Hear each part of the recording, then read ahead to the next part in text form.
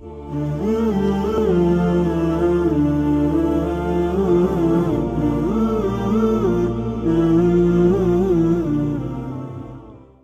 اللہ الرحمن الرحیم۔ پرانے زمانے کا ذکر ہے کہ ایک بادشاہ تھا جو ایک سلطنت پر حکومت کرتا تھا، جس میں کچھ لوگ اللہ کی ذات پر ایمان رکھتے تھے اور کچھ لوگ نہیں رکھتے تھے۔ اس معاملے کو حل کرنے کے لیے آخرکار بادشاہ نے اللہ پر ایمان رکھنے والوں اور اللہ کا انکار کرنے والوں کے درمیان ایک مناظرہ منعقد کیا۔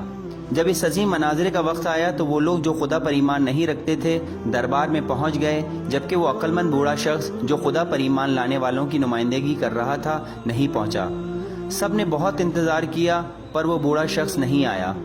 خدا پر ایمان نہ لانے والے لوگ یہ کہنے لگے کہ وہ شخص اب نہیں آئے گا کیونکہ اس کے پاس خدا پر ایمان لانے کی کوئی دلیل موجود نہیں۔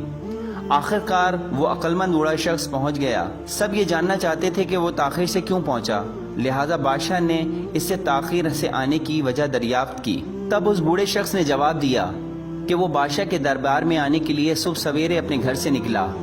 راستے میں اسے دریا پار کرنا تھا اور جب وہ دریا کے پاس پہنچا تو وہاں دریا پار کرنے کے لیے کوئی کشتی موجود نہیں تھی۔ دربار میں موجود تمام افراد اس عقل مند بوڑھے کی بات غور سے سن رہے تھے۔ اس عقل مند بوڑھے نے اپنی کہانی جاری رکھی اور کہا، جب وہ کشتی کا انتظار کر رہا تھا کہ اچانک لکڑی کے کچھ تختے اور کیلیں پانی سے اوپر نکل کر تیرنا شروع ہو گئیں۔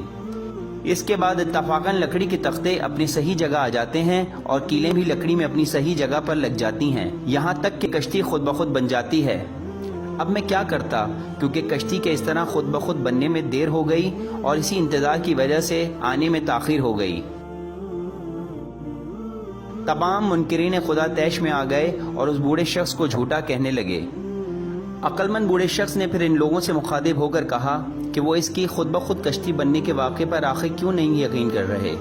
دوسری طرف منکرین خدا یہ چاہتے ہیں کہ ہم سب اس بات پر یقین کر لیں کہ یہ دنیا اور اس میں پائی جانے والی ہر شے خود بخود وجود میں آ گئی ہے، صرف اس وجہ سے کہ منکرین خداوند عالم کو خالق کے طور پر تسلیم نہیں کرتے۔